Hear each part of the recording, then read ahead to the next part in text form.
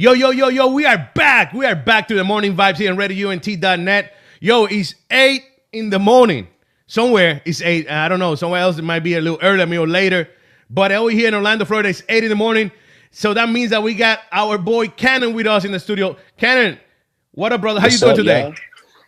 Appreciate y'all for having me, man, for real. No, bro. Thank you for being with us this morning. I appreciate that you're doing this for us, for real.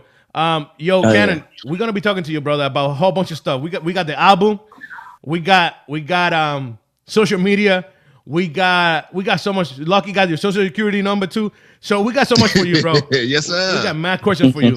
But I'm gonna let my boy Lucky. Actually, I got one for you, bro. I got one question for you first. Oh yeah. When we first posted the interview with Canon in our social media. We got a mad feedback from it, right? People happy. Oh, Canon, blah. But I realized that everybody that was going hype about this, man, wasn't from US. You know what I'm saying? Like, especially we got people from Mexico, DR, Dominican Republic, Puerto Rico. That surprised me because I wasn't expecting that. You know what I'm saying? Wow.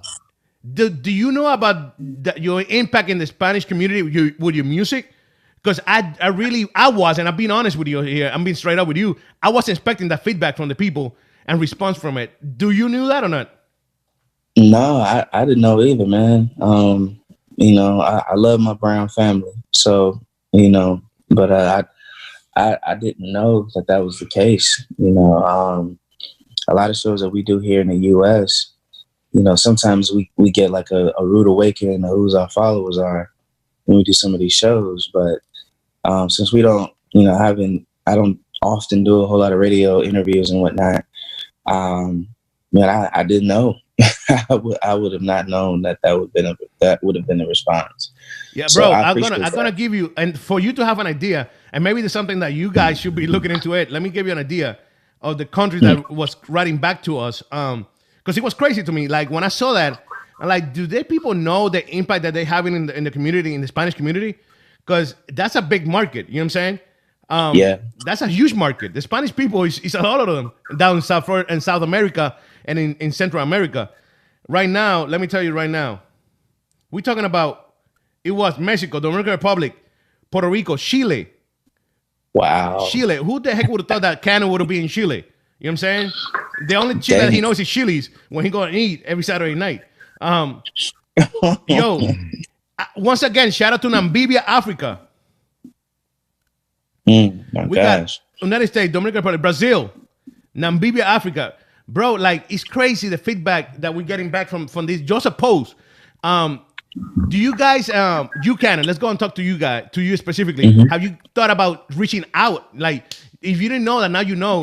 Like, yo, maybe I should do a tour down in South America. Maybe I should go to Central America. You know what I'm saying? Yeah, I was gonna say that sounds like a tour possibility. You know what I'm saying? A lot of times we typically hit the cities that are our biggest markets that we know, but sometimes we can only find that out on paper.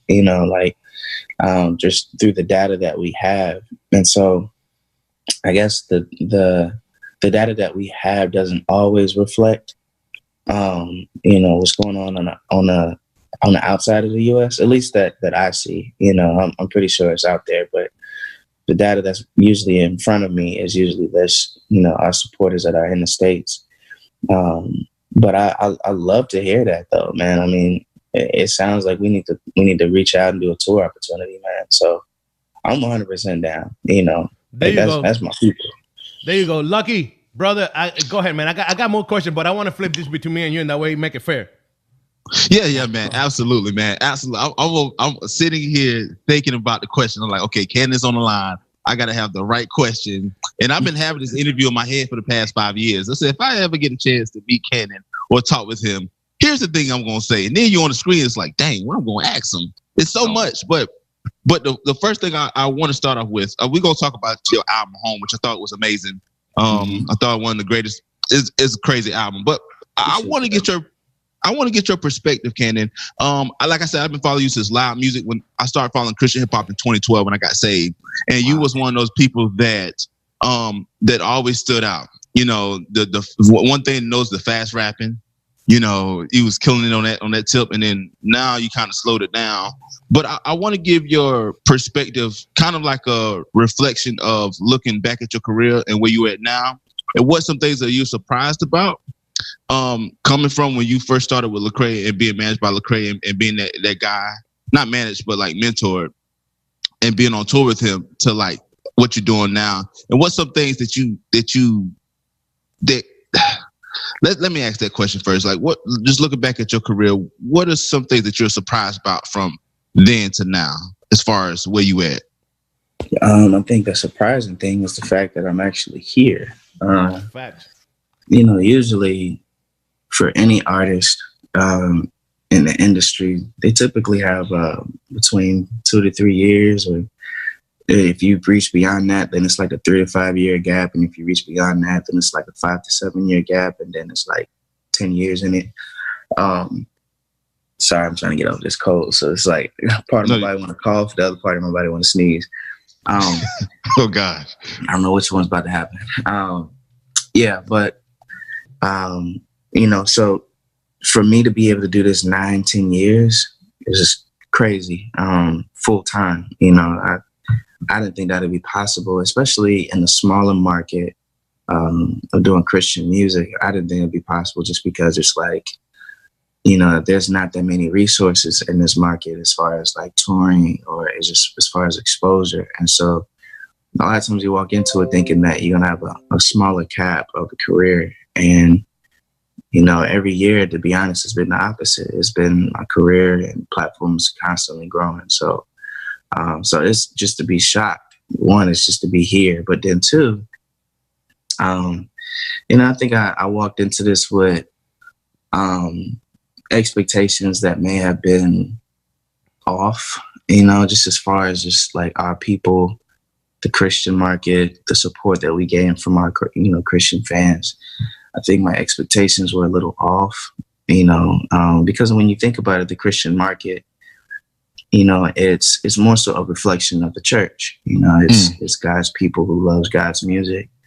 But I think I had some unrealistic expectations for our fans and followers. And that's something I'm learning now.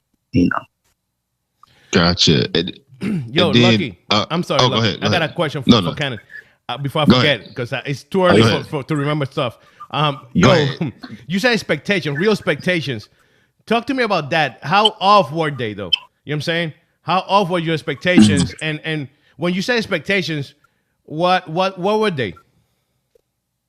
My expectations was that, your fan base, they'd rather die for you.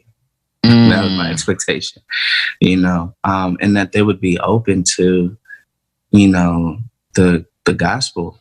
That was my expectation, that the Christian market would be open to the gospel. I was sadly mistaken. And this is what I mean. The Christian market typically loves to talk about the gospel, but as far as application wise, how that really the Christian market doesn't necessarily appreciate that. It's kind of like the thing where it's like, you got the pastor who typically really likes to put his 3-point sermon together, and the church is ready for that 3-point sermon, but then they're all called to actually go out and act on it.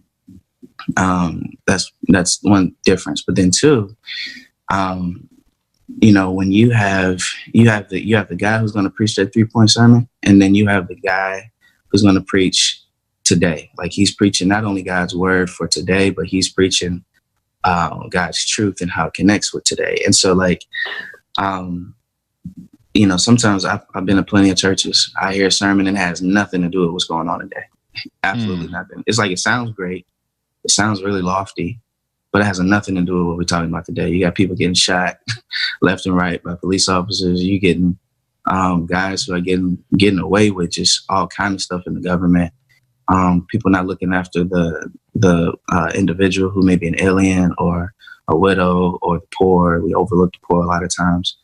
And then even just the relationship with non-believers, it's sad. I know we're going to talk about it, but the other day I posted a picture with Trippie and got crucified. Oh, you my sure God. did, brother. You sure did. Oh, my God. Posted a picture with Trippie Red and got crucified. And I was just like, wow. nothing has changed. Like when I came out with loud music, and I'm gonna be honest, like, you know, I'm a different kind of artist, man. You know, I realize not everybody can do what some other artists do. And I just realized I'm different. But I realized back when I did the song Loud Music, I was just as crazy as then, if not crazier. Wow, you know what I'm saying? And I remember when I came out with Loud Music, I got crucified. I remember, like, if folks was like, "This ain't Christian. Jesus ain't in this," and da da da. I was just like, okay, you know. But I think that, you know, even when my first mixtape, the Great Investment mixtape, it was just like, yo, this sounds really, really like worldly, but I guess it's Christian. He's talking about Jesus. Then I come out with Loose Cannon, Volume 1, with like Loud Music and stuff, and it was just like the response was, it was like a 50-50, but more so disheartening, because it's like you had Christians who were Christians and loved the Lord.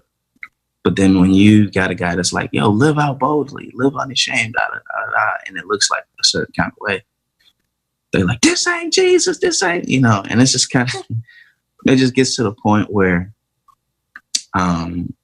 you would question if Christian hip hop or the Christian market was a person, and you brought that person around your non-Christian friends, how would they act? And, you know, just, they can tend to act like a plumb fool, but, you know, I think my expectations were a little bit off as far as just like, you know, the Christian market and how they receive non-Christians and how they receive, again, the gospel.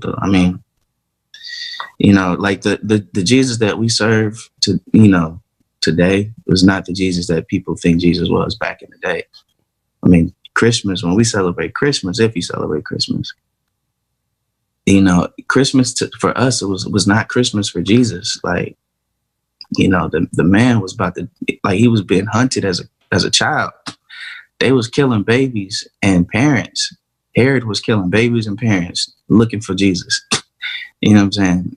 And Jesus was seeking asylum during Christmas, you know, during the time that we celebrate, because Jesus was seeking asylum so that he, Mary, and Joseph would not die.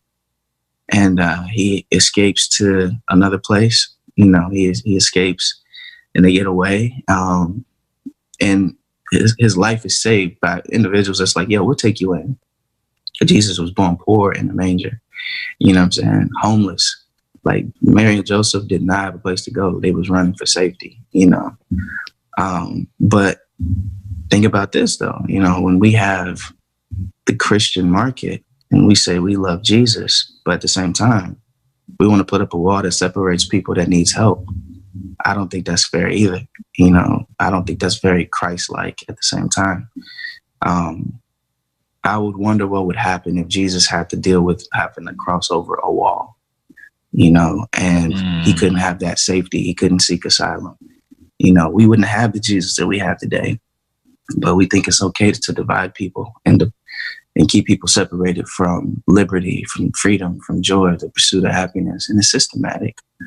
But those things I don't think the Christian audience is necessarily ready to have a conversation with. So yeah, I mean, with me, I'm the type of artist, you're going to see more pictures with me and non-believers. You're going to see more pictures with me and people who don't know Jesus. Yeah, you're going to see me engage the world as we should. But the Christian market ain't ready for it. They want a white Jesus. You know, they want a Eurocentric Jesus, not the one that was born in a completely different continent. You know what, kind of what surprised me though, and you said that, and by the way, that was a picture. It's a picture, bro. Like, people could take pictures wherever they want. But anyways, I noticed, and me and Lucky talk about this, and I talked to my friends about this, that if we go back to the Bible and we look in the Bible, we have Peter and we have Paul. And I always say this, bro. They were both reaching different type of people. You know what I'm saying? And I see, I noticed that nowadays Christians, they all want Peter. They all want everybody to be a Peter. You know what I'm saying? But then when a Paul is raising, and when we bring a Paul out and it's doing the stuff that nobody else want to do, we criticize these people. You know what I'm saying? We badge and we talk bad about them. We don't believe in them. Oh, that's not a Christian-like thing. But what is it? We back then we had Peter and Paul. And they respected each other too. They didn't like each other maybe. They probably wasn't seeing eye to eye, but they respected each other. And I feel like nowadays we don't have that respect no more. Like if I don't agree with you taking pictures with somebody else, that's my opinion, but I have to respect you. I have to love what you do. You know what I'm saying? Because you're doing your best to reach out people through your music. And that's what I think is missing. It's missing that people are not respecting, and people want people to force them to believe in what they believe and understand what they understand, and they don't want to be open-minded whatsoever. Do you think that's true or not? Yeah, man. I'm gonna be honest, man. I think it's sad at the level of immaturity. You know, when we think about how we engage the world, I think it's sad. From my experience doing Christian music over 10 years, I've noticed that unless we assimilate to a Western culture, we think that this person's expression of Christianity is off, unless it looks like a Western take on it, And a lot of times we have the audacity to look at those in Africa like, y'all need the gospel. Y'all really need it. When it started out in Africa, you know what I'm saying? Yeah. We the ones who needed it, but, when you talk about Peter and Paul, I think about, just those differences in the historical context. And when we look at Peter and Paul, we remember that Paul really rebuked Peter. Mm-hmm. You know what I'm saying? For the way he was acting amongst the Gentiles and the Jews. Paul really rebuked him when he was like, look, you sitting here eating with the Gentiles. And then when the Jews come in the room, you want to act different. Well, how are you supposed to set an example for those who are, Gentiles from the Jews? Like, how are you supposed to set an example? You're being two different people, two-faced, like show them the love of Christ. Don't get up and walk away from them. Show them the love of Christ, And I think we do that. And I think this Christian market makes us do that as artists, where I may post a picture with Trippy, but it's just like, all right, fine. Y'all don't want that. All right, here, I'll post a picture with Kirk Franklin. See how y'all feel. They're going to love that. They're going to like that one. They're going to like that one. You know what I'm saying? And it's just like, it's disheartening because it's like, wow, this is how y'all treat people who don't know Jesus. Mm-hmm. And this is how you treat people who are going out to be missional for Jesus. Like this, wow, it's sad because on one hand, again, you got the church that wants to preach that sermon about being missional. But when you actually call them to be missional and what that looks like, to go out where people do not know the Lord, obviously, in context, if they don't know the Lord, then they're probably doing things that reflect them not knowing God. So when you go out to do that, as Jesus did with some of the tax collectors, the adulterous woman, you don't see Jesus attacking those who don't know him. You see him actually embracing her. He protected an adulterous woman. You know what I'm saying? Like the woman was sleeping out with all kind of dudes. And he protected her by saying, yo, if y'all, what I would say, cast the first stone. And so he protected the adulterous woman. He gave grace to the woman at the well, the lady at the well. Our church nowadays, the church doesn't want to talk about racism and social injustice, but the Lord had to fight through that and talk through that. The lady at the well was an entirely racial issue. She was a Samaritan. Jesus was Jew. They didn't get down. You know what I'm saying? It's like Bloods and Crips. But Jesus, he spoke through that. He engaged it. He didn't overlook it. He engaged it. And so I say that to say, I don't really see that happening in this Christian market. I think they really want a Eurocentric looking Jesus that looks clean cut, doesn't make mistakes, that really doesn't reach out, to the context that doesn't involve them. They want, it sounds like they want a privileged, entitled Jesus, that reflects them, who they are. I don't stand for, you know what I'm saying? I've always told my people this, not my fans, but look, man, this your man Canon. All right. I'm willing to walk away from all of this, y'all. Like, I don't care how many years I put into this artistry.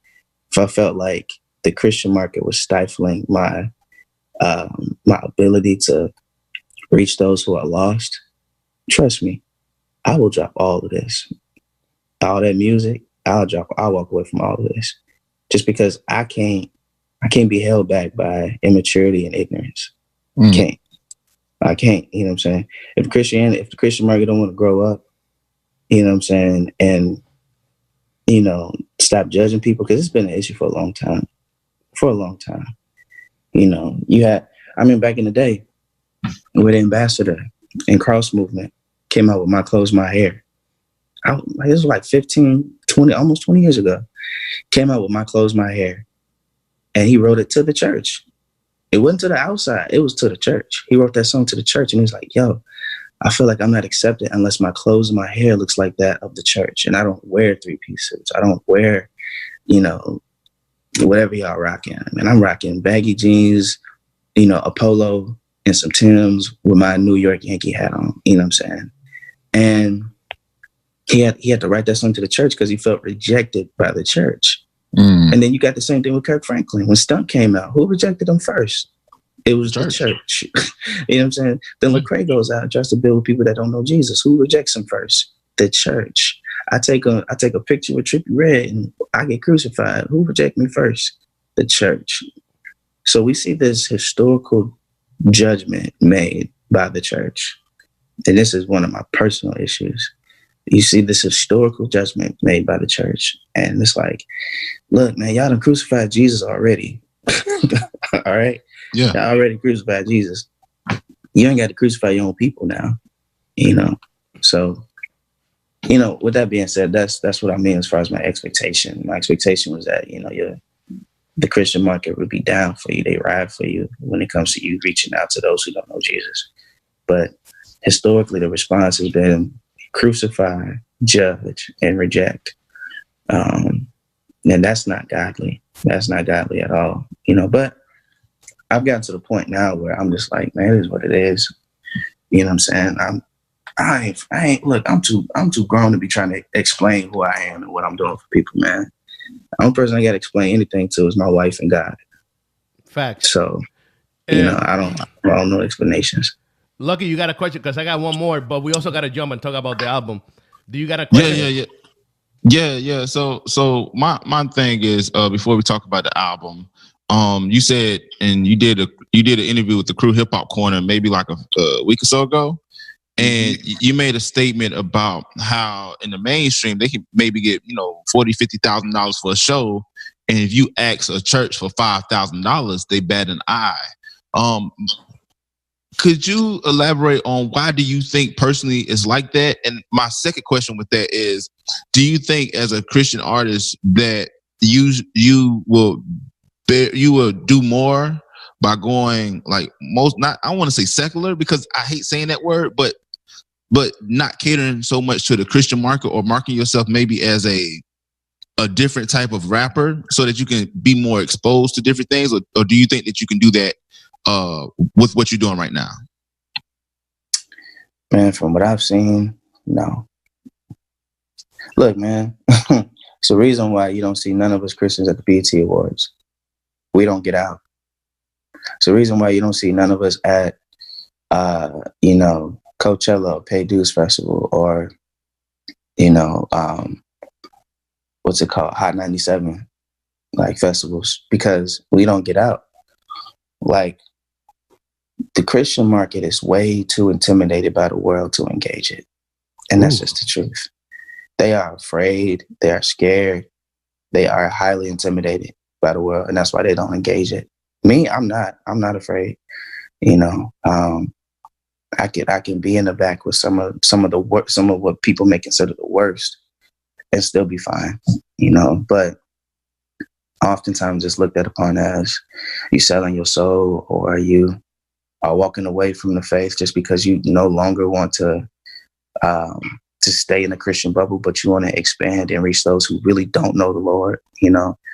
It boggles me, because if I reached out to a non-believer, Section 8 housing, didn't know the Lord, almost homeless, took a picture and said, man, God was good, posted on Instagram, nobody would say nothing. But let me post it with a non-believer who habitually expresses himself of not knowing the Lord, and he's not broke, but it's just like, it's this mentality of, we want to pick and choose who we accept in the Christian circle, which is not fair, So, that being said, there's a lot of work that we got to do, not just on the perspective end, but just also on the infrastructure end. Name some Christian rap tours, just a Christian hip hop festival. Name some. I know there's small tours that's done by different artists, but that's not like a festival for CHH at all. No, there is no CHH festival, and there isn't any sufficient touring, because in order to do tours, you have to have real promoters. You know what I'm saying? And if you ain't got no for real, these ain't promoters. These are youth pastors trying to put on shows for their kids. Facts. So, you got to have a real infrastructure. You need real promoters, and real promoters that are going after real venues, not just your church that ain't got no sound for a Christian hip hop show, for a rap show. Tell them. No, you need a real venue. I'd rather somebody cut my check $500 to use that to rent out a real venue. You know what I'm saying? For me to, be away from my family and to go out and do a show away from my family, and I'm sitting up on these like karaoke speakers, like, come on, man. Again, we don't get out. We don't get out to stuff in the mainstream. So a lot of us ain't never really been to a real concert. A lot of us ain't never been to like a Jay-Z or Beyonce or Bruno Mars concert just to learn. Not to sit there and be like, oh man, I love what Cardi B got. No. But to learn from just on the production standpoint. How's the sound supposed to sound? How's the video screen supposed to look? How's the lighting supposed to be? We don't shoot for that. We settle for it's for the Lord. It's ministry. So, people understand. We're not trying to do something too big. And it's like, man, get out of here. I was going to ask you about that. I was going to ask you, Canon, and real quick, about how people confuse the ministry with business. Because at the end of the day, you guys, it's a business. You know what I'm saying? You guys make money out of this. You guys pay taxes out of this. And this is a business. You know what I'm saying? It's not like a non-profit. It's not Canon the non-profit. You know what I'm saying? Yeah. So how do you see that people are mistaking this whole ministry thing with a business side of it? Because we have to respect it. Because if the church is a business themselves, because they're registered and some of them are non-profit, but they make mad money out of it. Why is it so difficult for people to understand that the artist himself is running technically a business? Don't call it a ministry because you want to call it a ministry for your own convenience. It is a business. Do you agree on that? Yeah, well, we're used to having a divisive church, a divided church. So, if I was to talk about politics in the church right now, they kick me out. If I was a pastor, facts. If I was a pastor and I talked about politics in the church, I would lose followers. I would lose members.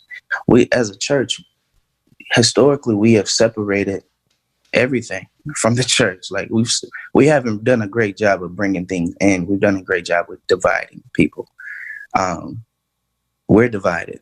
All these doggone denominations, we divided ourselves, and so, so when we have the issue of music business versus music ministry, we separate the two and say the two can't coexist. We say you're either a business or a ministry, but ministry can't be business and business can't be a ministry, and it's like, no, they had business back in the Bible. And they definitely communicated the church having to have a business because they had to have a structure of helping those who were widows, those who were homeless, those who were poor, and also those who are missionaries going in and out of the country. So they had to have a business to bring in resources and bring in finances for those who were in need. That was a business and ministry, and money that was brought in, again, it was given towards resources. So it's just like, when we think about that, I don't think we always take that in. And it's disheartening because you're out here literally trying to fight for people to know Jesus. And the only obstacle that you have is your own people. It's the only obstacle. When I go to just a mainstream secular concert, ain't nobody looking at me like in a judgmental way. They're just like, what's up, bro? Mm-hmm. Let me come to the church. What he got on? Why he wearing his hair like that? Why Those he wearing his earrings. pants like that? You know what I'm saying? Comb your head, boy. Your head nappy. You know what I'm saying? Where your best outfit at? I don't know if Jesus appreciate that. Take that nose ring out. Take that other earring out. Oh, you got all that jewelry on. And it's just like, man, the only people I constantly have a problem with is our own people. So, you know, that's not a thing to say I don't appreciate our people. I do appreciate the church. I do appreciate how they serve and how they give. But I don't appreciate those, how they treat people that may not know the Lord. You know, they pick and choose who they want to give grace to, and that's not fair. I got you. Lucky, go ahead, bro. Yeah, so my last question, Canon, before we jump in the album is, a few years ago, you suffered a horrendous injury, trying to save a civilian. Car burned down. It was a crazy situation. And at that time, I felt like trajectory-wise, you was going crazy. But no fault to your own. You had to heal from those injuries. Mm-hmm. Do you think, and then you came out with Grateful and the Grateful documentary, I thought that was awesome. You know what I'm saying? And you came out with Eagles with that record. Do you think that, and I think with Home, do you think that you've gotten back the momentum that you had before you suffered the injury? Or do you think it's greater? I think I am back to it, but I also think it's greater because I have more opportunities than I did before. Before I had my accident, I hadn't done my own tour, but I've done my own tour after my own accident, you know. Before my accident, there's a lot of opportunities as far as just like deals and contractual deals that I didn't get before then, but I got now. I'm making more money than I did before I got in my accident. So that alone tells me that the Lord has definitely like escalated my career. You know, but it was definitely hard coming back to it because I had to start over. I had to reset and I had to work twice as hard. You know, I'm still pushing out records during that time. And I almost died, you know, like the next year I put out a project. So, you know, I think that's just the Lord's hand over my life that I can't take credit for. But I'm glad that people stuck with me and I'm glad that people were praying and people were with me because that was definitely difficult. When I wrote Grateful, though, honestly, and I tell people this if they ask, but I was grateful when that happened. That was, I was really preaching to myself when I wrote that song. I wasn't grateful, though. I was upset. I was pissed. I was angry at God. Like, you know, I had to deal with PTSD, suicide. I had to deal with anxiety, depression, all of that. So when I wrote the song Grateful, it was me trying to preach to myself and you got to be grateful. You know what I'm saying? Because it could have been worse. And so, you know, I guess, you know, people took that as a lesson learned from my situation. But no, like, if I'm gonna be honest, man, if you ever have conversations with me, I'm gonna be as honest as possible and as authentic as possible. So no, when I wrote that song, no, I wasn't grateful. I was angry. I was very upset with God. And I was very upset at people as well, because during those times when you're at your worst, people don't know how to serve sometimes. They don't know how to help you. And at times, I think what happens is they either overstep or they understep. They either overstep by trying too much or doing too much or saying too much. Or it's just like, bro, get out my face. Or they understep and they don't do anything. And now you feel rejected or alone or uncared for. So it's a hard situation. But in that moment, just I think my irritability was higher than that ever, and I was highly irritated by a lot of things during that time. So, grateful. I was preaching to myself. You know, Eagles. Eagles was more so a letter to the church to say, wake up. Like, that's why I was like, you got to, you know, send me way above the Eagles. We got to live higher than the standard of the world. And if everybody is responding the same way as far as, social injustice or whatever, we're not necessarily following scripture. The Bible calls us to follow scripture. It didn't call us to follow CNN. It didn't call us to follow Fox. It said follow the Bible, follow scripture, follow God's examples. And when we do that, we distinguish ourselves as believers. So Eagles was a wake-up call saying, look, y'all, we got to do better. These people out here dying. It ain't too many people that are fighting for the rights of others who are dealing with social injustice. Recently you saw the issue with, a young kid wearing a MAGA hat. To a degree, him and all his friends were mocking an Indian man or an indigenous man. And, the first response that I saw people was saying, one, this kid is wrong, but I saw a lot of people saying, but the indigenous man approached the kid. And it's like, he's one, this indigenous man is outnumbered. One, two, they were clearly mocking him, and three, just as they had the right to protest peacefully. And I think they did. I think he was just overtaken by the crowd. So I say all that to say, man, I think as a market, man, we have a lot of growing up to do. And, I want to see Christian hip hop thrive. I want to see the Christian market thrive, but some things got to change. Christian rappers shouldn't feel like they have to hop on CCM tours. They should be able to go on their own. Tell them, let them know. Come on. Seriously, they should be able to have their own festivals, their own tours. Because CCM ain't gonna give them a dime. They ain't gonna give them a handout or nothing. You know what I'm saying? I know. I've been there. And they're not gonna pay you what you're worth. Because you're not worth much in their market because they don't play your music. Absolutely. So you end up being one of their token if you do. So I say that to say, like, we just have a long way to go in the Christian market. And I'm not saying that the grass is greener on the other side. I'm just saying we have a lot of work to do. And, my heart is pretty sad to see it not evolve or grow more mature. I feel like we're still on milk. We ain't got to the point of meat.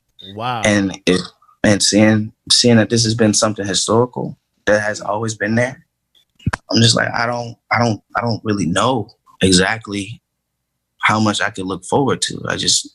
I don't, you know what I'm saying? I don't. So, I'm here to ride till the wheels fall off, but my heart is just sad that Christian hip hop has not really changed.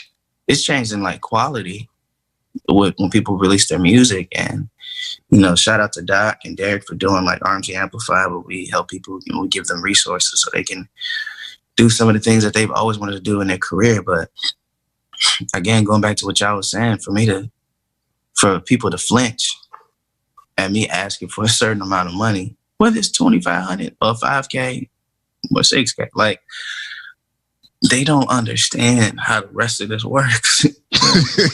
They don't. Like, we could easily ask for $10K. Somebody of my caliber and size platform and mainstream are at least getting $8 to $10K. You know what I'm saying? Like, and this is without a major deal, like this. I'm on an indie label. As an indie label, we're keeping up with major labels. That's a fact. And so, for people to flinch at what we may ask them, it's like asking for a discount at the dollar store. It's not, it's in one sense, it's disrespectful, but two, you just realize they just don't get it.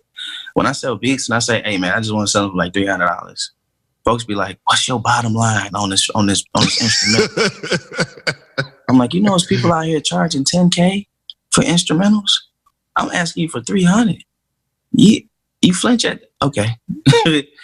and so when that is the reality, then you're like, okay, this market ain't got no money. This market broke. I can't make a living off of this. I can't feed my family off of this. You don't see me going to McDonald's asking for a discount on the Big Mac. You know what I'm saying? Hey man, you shave off $2-3 off the Big Mac, man. You know, I want the Big Mac. Like, that's ridiculous. But we think we can do that with us. You know what I'm saying? And if anything, you should see the support even more for those who are trying to change the world through the gospel. But you don't get that. But you see, but let me ask you something. Let me say something though. We do see it on the CMM market, but we don't see it in the CHH. Because the CMM artists be getting money. You know what I'm saying? Mm-hmm. Yeah. You know, I'll just put it like this. It's a legit racial thing. You know, it's a systematic racial issue. Wow. And I say this because, and I'm gonna just break it down, and I'm probably gonna miss out on a lot of opportunities in the Christian market because I'm exposing it. But it's a reality. Major labels that sign Christian music or Christian artists, they want that artist to make music for a certain kind of demographic. Usually it's the white audience, you know, and they typically create an avatar for that audience. It's like Becky or John, you know. Becky would be like the soccer mom, the Christian soccer mom. John is like the youth pastor, you know. And it's like, if we can make music that is acceptable and trustworthy to them, then we're good. So what happens is, because the thing is, if you get Becky, then you get the children, you get the kids. You know what I'm saying? If the mom trusts it, then the whole house is good. You know what I'm saying? It's kind of like in my house. Like if my wife is okay with something, the whole house is good. You know what I'm saying? I can't do nothing without the okay from the wife, you know? Yeah. So the thing with the mom and the kids, if you got the mom on board and she's like, I trust this radio station, I trust the music, then she's gonna pass it down to her kids because she trusts it. She's gonna pass it down to all her friends because she trusts it. If you get John, like the youth pastor, the typical white youth pastor, you know, with Eurocentric culture, then you got the church, you got the young church, you know what I'm saying?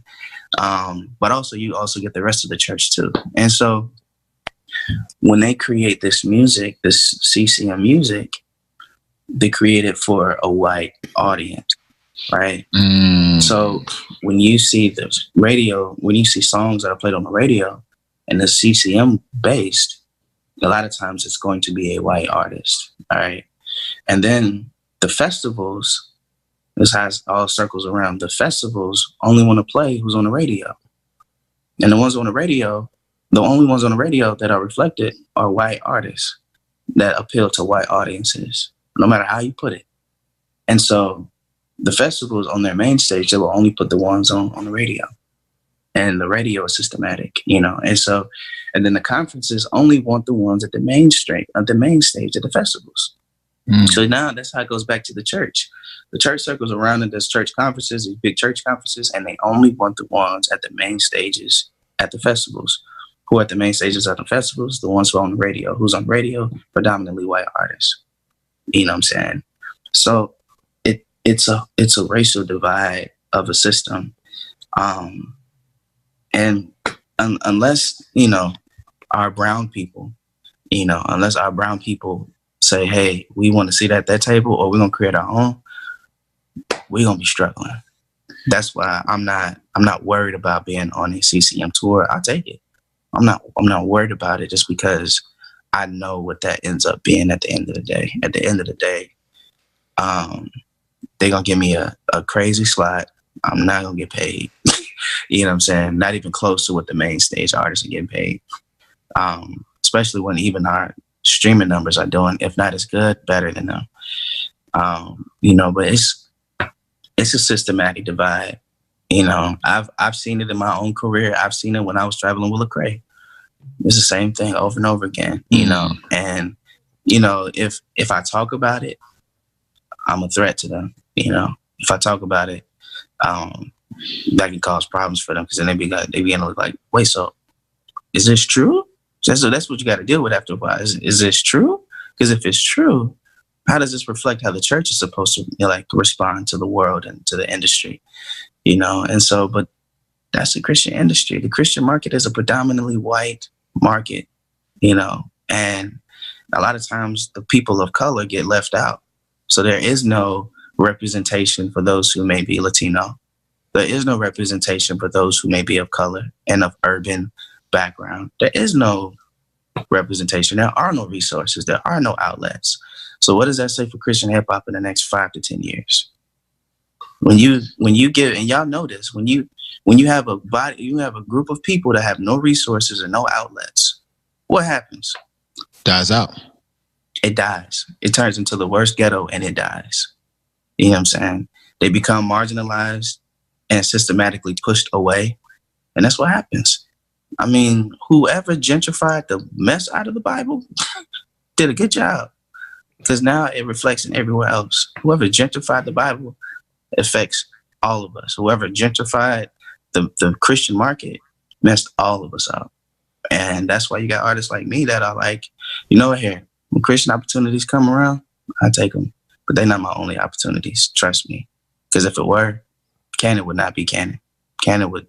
There would be no Canon. There would be no artist if I only took Christian hip hop opportunities, if I only took Christian market opportunities. There wouldn't be an RMG. There wouldn't be, because there's not enough opportunities to stay afloat, to keep a whole label afloat, to keep a whole household paid for music that will flinch when you asking for a certain honorarium. So, you know, so I mean, I could speak about it all day, but I just say that to say we got a lot of work to do, church-wise, industry-wise, and I know I'm gonna get a lot of flack for it. It's cool. I'm at this point in my career, I'm used to getting flack. If I got pinched or if I got beat up, I know who did it. It wasn't outsiders. If I got crucified, I know who did it. It wasn't outsiders. It was our own people. So, we want to talk. Lucky, you go ahead. Yeah, I would just want to talk about the album real quick. The Home album. I thought it was an amazing album.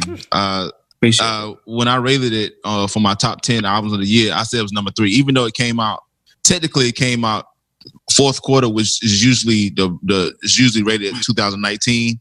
But I thought it was amazing. My only concern and my only question was, why release it in December? You know, because I'm like, it was the middle of the holiday rush. This amazing album came out, and I'm like, it could have been dropped in January, but I don't make those decisions. This is me just looking as a fan.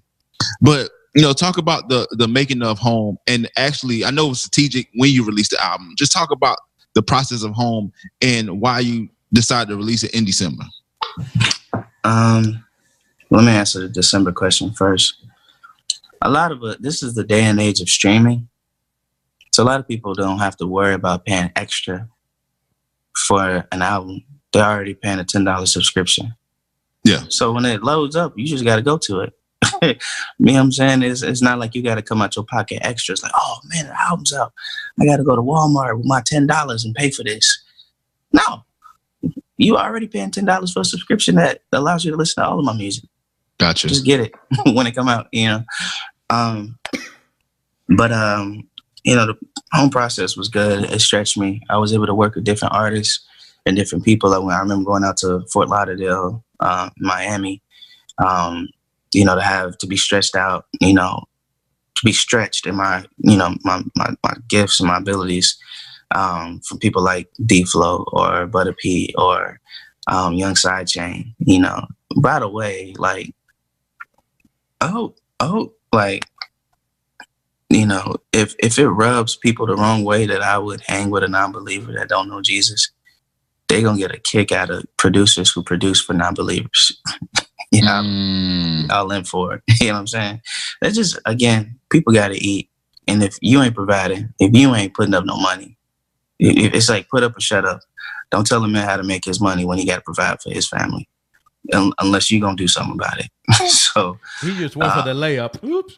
2-1. I'm just saying, you know, so I'm not here to expose everything. You know what I'm saying? This ain't Canon exposes the industry. Like, please do not give me that. We're doing a special show in Radio NT, Canon exposed. Yeah, Canon exposed. Nah, we ain't gonna do that, brother. You know, but I mean, yeah, and for a real awakening, we ain't Christian rappers that just sit around and have Bible studies all day, every day.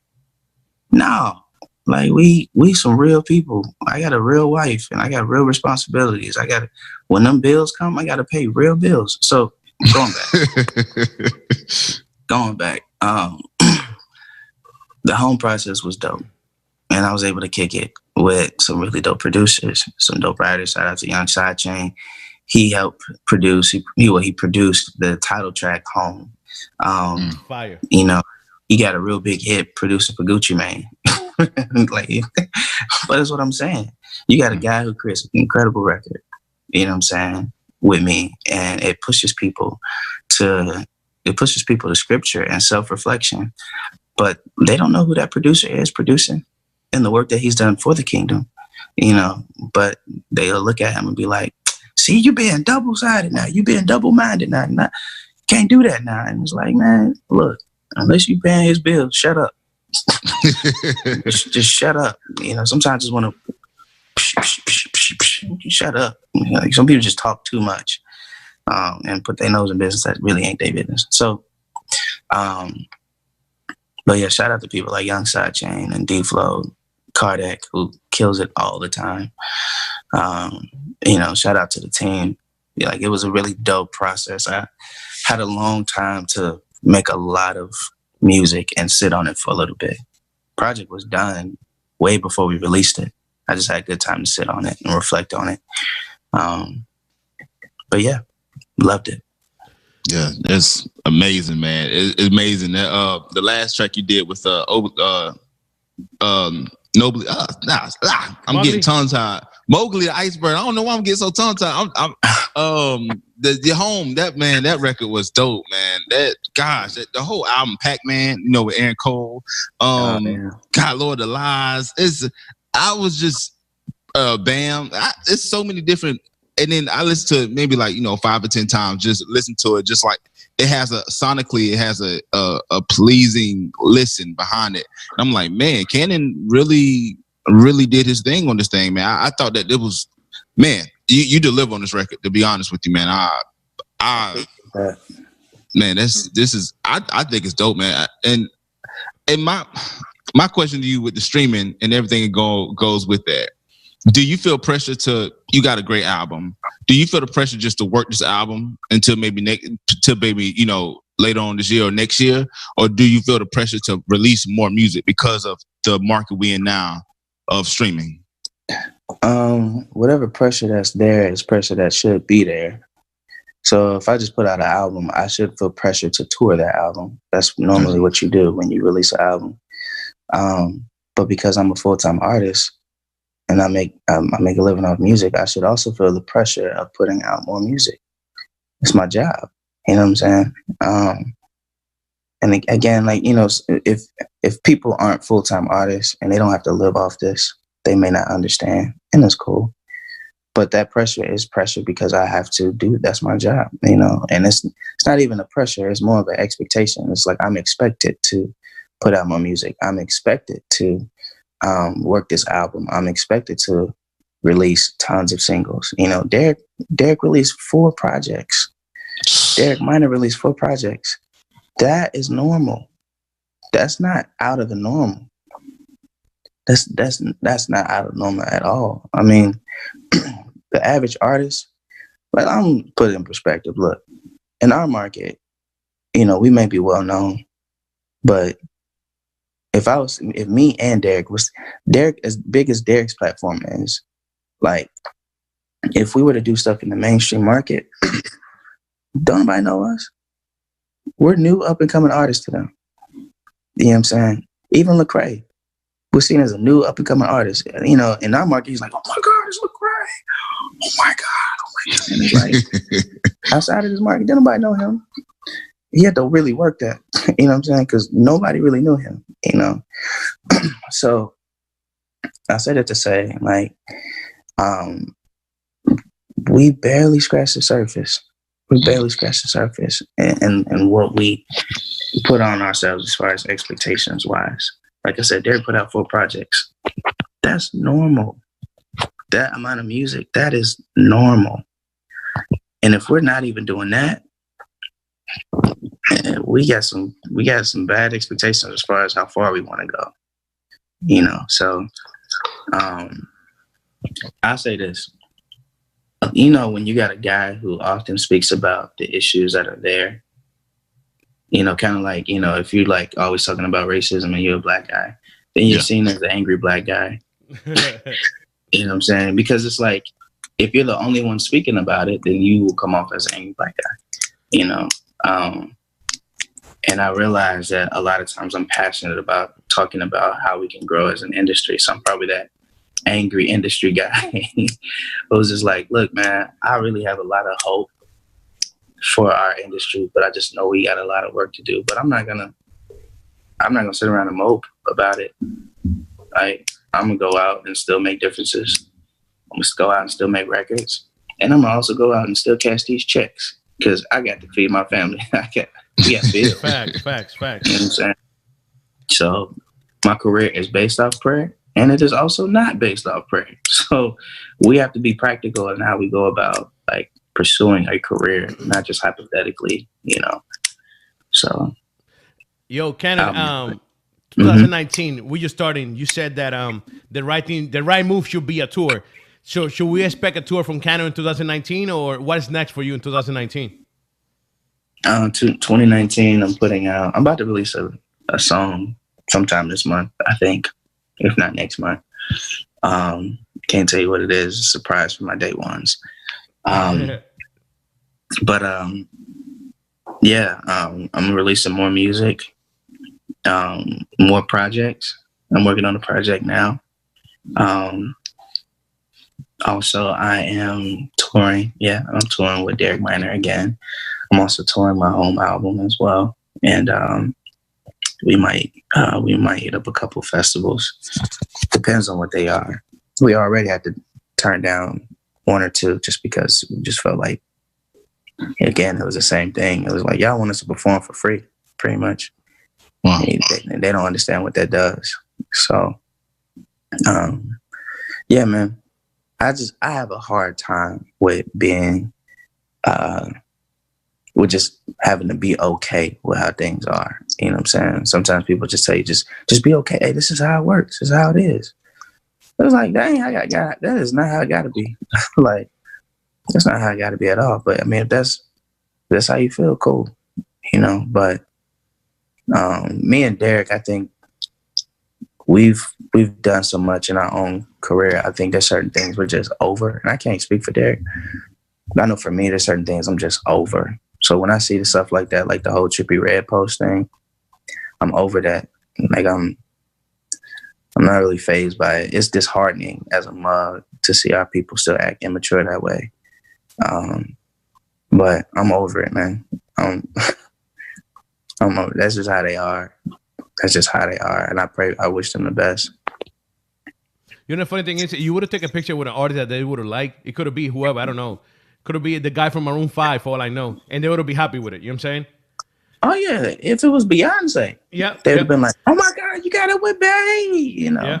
What tripped them out was Trippie Redd got 666 on his Instagram. And, you know, it's funny. Like, people are okay with the lukewarm individual who, you know, kind of shouts out Jesus or kind of reflects Jesus, but also backslides a lot. Mm-hmm. They're more okay with that individual than the individual who is blatantly saying, I don't know God. I don't know him. I don't have a relationship with him. Like, there's more grace for the other individual. And I'm like, how? You know, we give grace to like a Chance the Rapper here. In one song, he'll say, you know, Jesus is my savior. But in another song, in another lyric, he gonna smash your girl. He gonna be smashing your girl. We're okay with him. Yeah. But not okay with the person who's just like, look, you got me. I don't know the Lord. I don't at all. I don't have a relationship with him. I don't know what that looks like. And he's open about it, you know. And if people don't believe me with that, then all right, look at our president. Mm-hmm. Look at our president. On one hand, you know, he wants to appear that he knows Jesus, he knows the Lord, and I don't know the man. I'm just looking at the fruit of the tree. But on the flip side, we hear this locker room banter, this locker room talk where he's defiling women and degrading women, and the way he speaks about people of color and minorities and the way he talks about those in Mexico. So I'm just like, bro, like, I've never heard I've never ever heard an apology from the president. That says a lot about a person's leadership, a lot, especially when they're in the wrong. And so, that's how we do in this Christian bubble. That's how we do. We accept the lukewarm. And we judge quickly the individual who's overtly not Christian. So I just, I think we got some things tangled up, some realities and expectations tangled up. I just feel like we have a lot of work to do. People hear me say it a lot more in 2019. We got a lot of work to do, but I ain't finna be here arguing, folks. I'm done with that. I'm gonna leave that in 2018. I'm not finna be sitting here arguing with people on stuff because I don't owe them that. I don't owe nobody explanations, and I for sure don't owe people too much of my time that they not even paying for. So, we got a lot of work to do. I'm praying for the culture though. So, hey, Miguel, go ahead. I got one more question, Canon, and I want to get your perspective, and I'm done. I thank you again for your insight, brother, because I feel like a lot of people, especially in your position, don't give up-and-coming artists or just artists that's in this space the real. You know what I'm saying? Why do you think that? Okay, you got CCM. Talk about gospel, because I feel like we could connect more with gospel, but gospel took us off their charts back in 2014. Because we was killing their charts as far as us charting on there. Why do you think gospel hasn't embraced Christian hip hop? How do you embrace? Well, let's look at the gospel. Like, gospel culture has historically been an older audience. One, just look at the pioneers: Kirk Franklin, John P. Key, Donnie McClurkin, like Mary, Fred Hammond. Like, historically, gospel has always been an older audience, an older culture. Hip hop has always been a younger audience. So when you bring hip hop into the church, oftentimes they subject it to just, this is for the kids.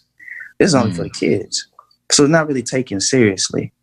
It's like we end up being babysitters to their youth. You know what I'm saying? Like, that's the reality. It's like, oh, we need something for the kids. We need something for the kids to do. Bring out this artist. He's just for the kids. You know what I'm saying? When I'm like, Joe, I'm about to be 30. It's for you. You know what I'm saying? What I'm talking about is for you. Sister Geraldine, like, but it's just not always taken seriously. So they too put us on the back burner. They too, you know what I'm saying, like, give us their leftovers, and it's like, it's disheartening, but that's how they treat it and say it's all for the kids. So they push it in the back the way they push the kids in the back, So, and at the same time too, like, yeah, you can connect with gospel as well, but gospel got a lot of work to do too. They got a lot of work to do too, just on a professional standpoint. Oh. On a professional standpoint, like, I've been on some gospel tours. Artists be late all the time. Late to their sound checks. The event never start on time. Like, and then in the gospel world, like, you got to be like, they want you to, and I'm choosing my words carefully. But they want you to suck up to them. I'm gonna say that. They want you to suck up to the pastor or whoever's the bishop or the prophet or the prophetess. They want you to suck up to them and, be their pawn. And I ain't about to do all that. Look, bro, there ain't nobody stunting your robe. Ain't nobody. Look, I ain't tripping. You know what I'm saying? Like, they want you to do all that because they want to be treated with royalty and they want to be treated with prestige and be esteemed and all the things that the Bible speaks against. They want that, So, you get looked down upon if you don't have on your best outfit, and knowing that your best outfit is really just to get looks from other people and affirmation from other people, But they look down upon you when you don't wear your best outfit. But yet the Bible says, hey, I want you to dress in humility.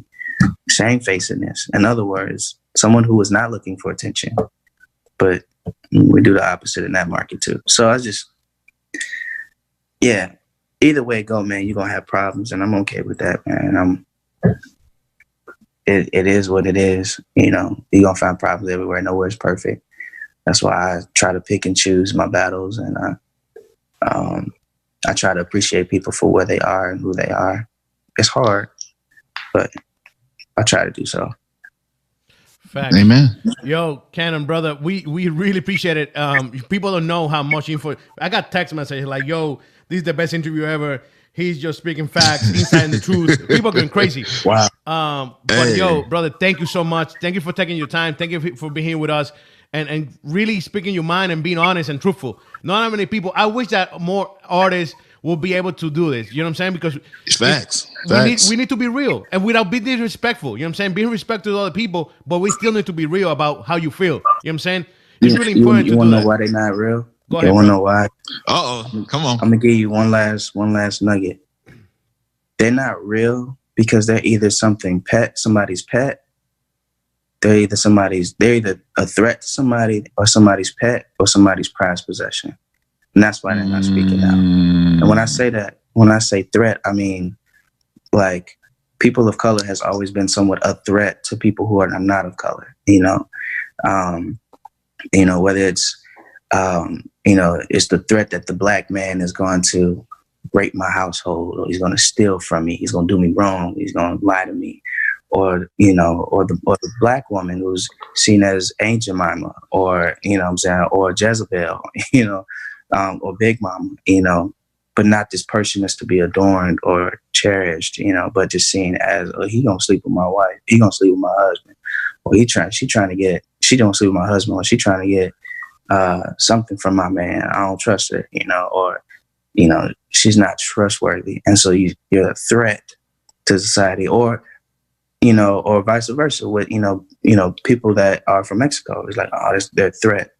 They're just how the president kind of paints them. It's like, oh, there's murderers in Mexico, there's rapists in Mexico, there's beautiful people in Mexico. Yeah. I haven't heard him say not one beautiful thing about people from Mexico. They're beautiful people, and but people of color has always been depicted as a threat. So if you're seen as a threat, this is what happens when you're seen as a threat. People hold you by a long distance. They don't want nothing to do with that. If you're seen as a pet, some of these people that ain't speaking out, they're pets. Where it's like for example, like a dog in the house. If you're having your good moment in the house and your dog starts barking, he barks too loud, too much, what you gonna do? You're gonna send him out the room, or send him out the house, or send him to his crate, because you don't want to deal with the barking. So, or you yell at him, and he's just being a dog. He's just being who he is. He might be hungry. He might need to go to the bathroom. But he obviously has a need and needs your attention. But you look at him as the pet, and if you don't do what he says, you out of there. And that's the case for a lot of these artists. If you don't do what some of these individuals say, or what some of these stakeholders in the Christian market say or do, you out of there. Your opportunities are taken away. You might get tossed off a festival. You might get tossed off a tour. You know what I'm saying? I can't tell you how many shows I done lost. So They try to put the eject button on your career because you're speaking out. You're like, I'm nobody's pet. And you speak out, and then they try to eject you. But then you might be the prized possession. Where we've seen this, where you have the individual who is everybody's favorite. Who's like, we love that guy. Like, he's great. But the moment he doesn't want to be your trophy anymore, and he's like, I'm standing for myself and for the rights of my other people. They're like, no, that's poor spirit, man. We was rocking with you. Those are like the Colin Kaepernicks of the faith. It's just like, you were good until you opened your mouth. You were great until we was rocking with you. But until you started like standing up for what you believe in, we good. So people are threats, pets, and prized possessions, and that's why they don't speak up. But I'm nobody's pet. I'm nobody's prized possession.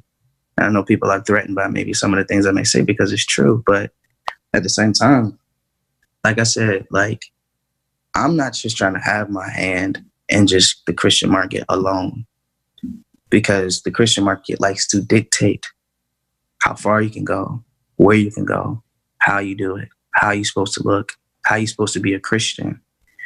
you know, and I'm just like, I'm not for that. I'm not assimilating to nobody or nothing. I'm being who I am, you know, and people need to speak up and be themselves too. And look, if Canon, if it's the end of the road for Canon doing Christian tours and stuff like that, and people are like, we can't bring out Canon because it's too controversial, so be it. But you still gonna see me perform. I just ain't coming to your church. There you go. There you go. Yo, Canon, before we go for today, how people can find you on social media? Google me. No, I'm kidding. No, go to everything is Get the Canon. GETTHECANON. That's on Twitter, Instagram, Facebook. Get the Canon. I'm gonna be as real as possible with people. You know, the industry doesn't like the real, so they're not gonna like me. All right, but I'm be real. So when you go to my page, you're gonna see some real stuff. You know what I'm saying? But I ain't here to be nobody's toy. Like, I'm too grown for that, man. And you know, if you want your cookie cutter Christian, you know, whatever, you can have it. But just know you're not gonna get that from me. There you go. Yo, brother, once again, thank you so much. We're going to go. Don't forget, Morning Vibez, Monday to Friday, 7 a.m. to 9 a.m. here at Radio UNT. We're going to leave with Canon. This is home with Mugly the Iceberg and Aries Fort. Don't go nowhere. We got music for you guys. Later. Canon, thank you, brother. Thank you. Man. I appreciate your time. Later. All right.